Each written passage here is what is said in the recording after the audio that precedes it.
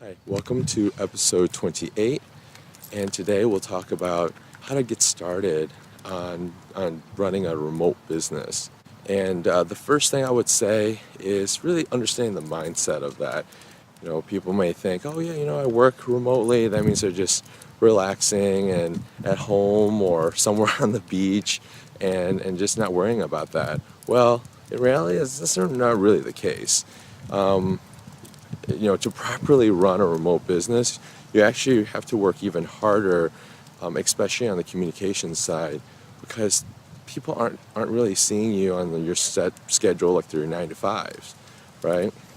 And then also, some of the pieces that I would start looking into is the tools, the technology to enable that, making sure you have a really solid internet connection.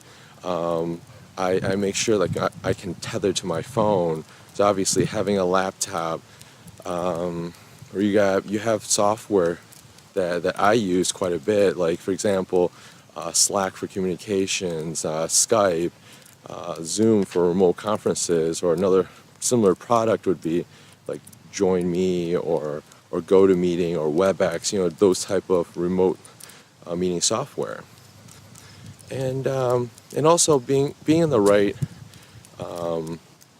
business to really truly support that. And there are still quite a few.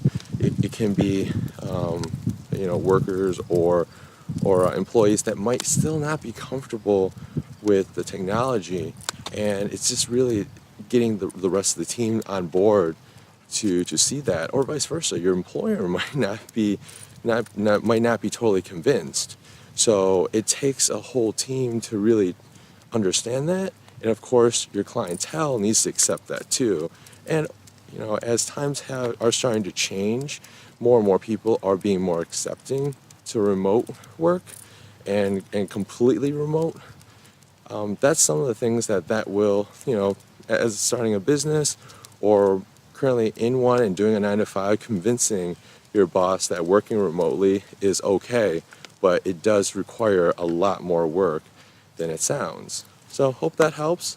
Let me know. Please comment below if you have any suggestions or what you're doing in your business to make it remote. Thanks. Bye.